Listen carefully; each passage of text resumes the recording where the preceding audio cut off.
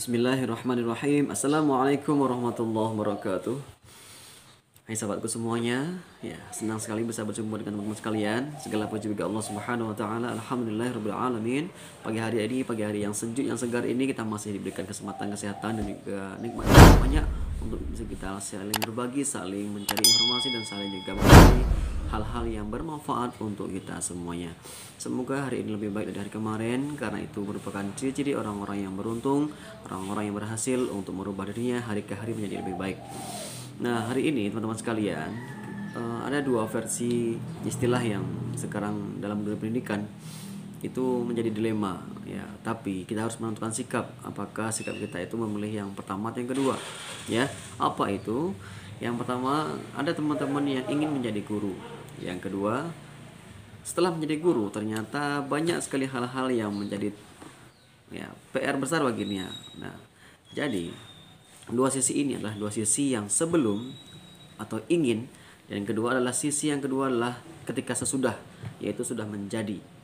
Ya, jadi sebelum ketika dia inginkan sesuatu, maka dia harus melihat dulu apa sesudahnya gitu ya. Misalkan ya, kita dari dulu ya kuliah atau menempuh pendidikan tinggi di sebuah perguruan tinggi ya, katakanlah perguruan tinggi A yang sekarang ini fokusnya ke dunia pendidikan. Jadi ketika sebuah perguruan tinggi dalam pendidikan yang kita masuki ya, kita kuliah di situ, kita belajar di sana ya dengan dosen ya, dengan segenap staf-staf yang ada di sana, kita harus bisa melihat yang apa jangka panjang yang harus kita lakukan. Kita lakukan juga untuk masa depan menjadi apa. Misal kalau kita menginginkan jadi seorang guru dari SD, SMP, SMA atau dari MI, MTS, MA, ingin menjadi seorang guru, maka kita harus menempuh jenjang pendidikan dan juga harus memikirkan ya bagaimana seorang guru itu nanti. Jangan sampai ada kata penyesalan, padahal teman-teman sudah berhasil wisuda, telah berhasil untuk menjadi guru, bahkan telah berhasil juga menjadi pegawai barangkali begitu ya, yang sudah menjadi pegawai, Masya Allah. Tidak ada kata penyesalan ya, semuanya adalah sesuatu yang harus disyukuri ya, yang harus dijalani dan harus dinikmati ya. Syukuri, jalani, nikmati. Hadapi semua masalah-masalah, hadapi semua persoalan, hadapi semua tugas dan fungsinya. Kerjakan semua sesuai dengan tugas dan pokok, fungsi dan pokok kita. Tugas dan pokok kita ya, tupoksi, tugas pokok dan fungsi kita. Akhirnya apa? Ketika kita menjadi guru, kita akan selalu ingat bahwasanya kita dari dulu sudah menanamkan dalam diri kita, apapun resiko, apapun tugasnya, apapun fungsi kita, apapun pekerjaan yang kita lakukan, maka itu harus selalu kita kerjakan dengan tulus dan ikhlas lillahi ta'ala. Tidak ada kata untuk mengeluh, tidak ada kata-kata untuk bisa menjadi orang-orang yang ya menyesal, tidak ada. Karena sekarang ini memang benar banyak tuntutan guru ya, tuntutan ketika harus memenuhi syarat administratif ya, seperti perangkat pembelajaran yang setiap tahun akan dibuat ya, kemudian setiap bulan ada laporan, setiap minggu ada pula laporan, dan setiap hari juga ada jurnal-jurnal yang harus diisi oleh seorang guru. Tapi bagaimana?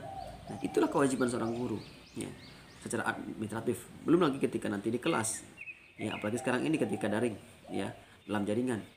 Seorang guru harus bisa untuk menciptakan sebuah metode, sebuah pembelajaran yang interaktif ya, yang menyenangkan dalam bentuk video pembelajaran, dalam bentuk media sosial, dalam bentuk jawaban online, dalam bentuk pemeriksaan secara online ya. Begitulah resiko menjadi seorang guru kan di zaman ini, zaman yang serba canggih ini ya, yang serba Android, yang serba internet, yang serba wifi ya, paket data. Itulah sekarang ini yang harus kita lihat ya. Zaman ini berbeda sekali dengan zaman ketika kita masih tahun 90, 80, 70-an. Sangat berbeda sekali. Maka ketika kita sudah berada di zaman ini, tahun milenial, tahun milenium 2020-an ya, abad 21 ini, kita harus siap dengan segala konsekuensinya, segala ya kemungkinan yang akan terjadi sekarang ini. Jadi ketika siswa lebih pintar, lebih cerdas, lebih ya pandai dari guru ya, maka itu sesuatu yang wajar. Mengapa? Karena mereka secara informasi, secara teknologi barangkali lebih jauh, lebih banyak mengetahui daripada para guru. Nah, lalu apa PR besar kita?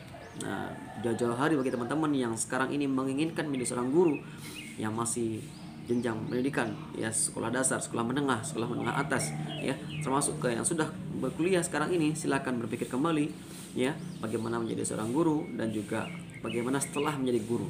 Nah, Bagi teman-teman yang sudah menjadi guru, rekan-rekan guru sekalian, ya, ini merupakan tugas kita, PR kita bersama untuk bisa mencerdaskan kehidupan bangsa.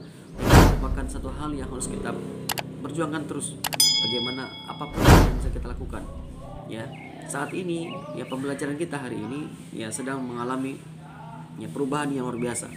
Yang mana belum pernah terjadi pembelajaran seperti ini, ya, secara total, ya, seluruh dunia, ya, bahkan dimanapun berada, ya, kita harus menghadapi situasi ini. Lalu bagaimana solusinya? Ketika teman-teman ingin menjadi guru yang benar-benar menjadi guru, maka teman-teman harus bisa mengevaluasi diri terlebih dahulu.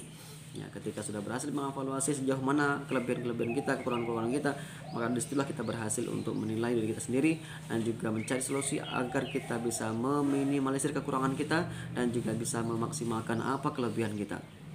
Ya. Bagaimana cara meminimalisir kekurangan kita? Nah, tentunya kita punya teman-teman, punya rekan-rekan yang lain yang itu bisa memberikan kontribusi, yang saling belajar, yang saling berlatih, saling memberi, saling berbagi, ya, saling berdiskusi. Nah, itulah cara kita untuk bisa memperkaya wawasan kita, ya, mencoba, ya, try, ya. Lebih baik mencoba daripada tidak sama sekali. Mencoba untuk membuat sesuatu produktif, ya, kreatif, daripada tidak sama sekali, ya. Yang kedua, bagaimana kita bisa memaksimalkan kelebihan kita, potensi kita yang ada sekarang ini, ya. Kita bisa untuk menyalurkan bakat kita sesuai dengan apa yang kita mau, yang sesuai apa yang kita mampu juga, ya. Jadi inilah PR kita ketika ingin menjadi guru dan ketika sudah menjadi guru, ya. Hadapi, syukuri, nikmati, ya. Terima kasih teman-teman sekalian sudah menyaksikan. Semoga teman-teman sekalian berpikir 2 kali, 3 kali, sekian kali, ya, dan memperkuat, ya, keistiqomahan, teguh pendirian. Jika sudah Allah berikan amanah untuk menjadi seorang guru, maka manfaatkanlah, optimalkanlah peran itu, karena guru adalah gudangnya orang-orang besar, ya. Seorang presiden, menteri, gubernur, bupati, wali kota sekalipun, pengusaha sekalipun, dokter, ya, semuanya itu merupakan orang-orang yang dulunya pernah diajar oleh seorang guru. Makanya tidak ada profesi yang paling mulia, yang lebih mulia kecuali seorang guru. Masya Allah. Beruntunglah kalian teman-teman sekalian yang sudah berhasil menjadi guru, ya. Mari kita sama-sama untuk, ya, menghidupkan, menggerakkan hati para peserta didik ini untuk lebih giat lagi belajar. Karena dengan belajar mereka bisa mendapatkan ilmu. Nah, ilmu itu yang akan diamalkan dunia dan akhirat. Tentunya Bapak Ibu sekalian, kita semuanya mendapatkan pahala yang luar biasa dari hal itu semuanya. Ya, karena ketika anak murid kita mengamalkan apa yang kita ucapkan, yang kita sampaikan, maka ilmu itu, pahalanya itu akan terus mengalir pada kita, pada guru-guru kita, dan juga pada orang-orang yang telah mengajarkan kita. Terima kasih teman-teman sekalian sudah menyaksikan, dan sampai jumpa di video berikutnya. Terima kasih, semoga bermanfaat dan inspirasi. Assalamualaikum warahmatullahi wabarakatuh. Salam Pendidikan Indonesia.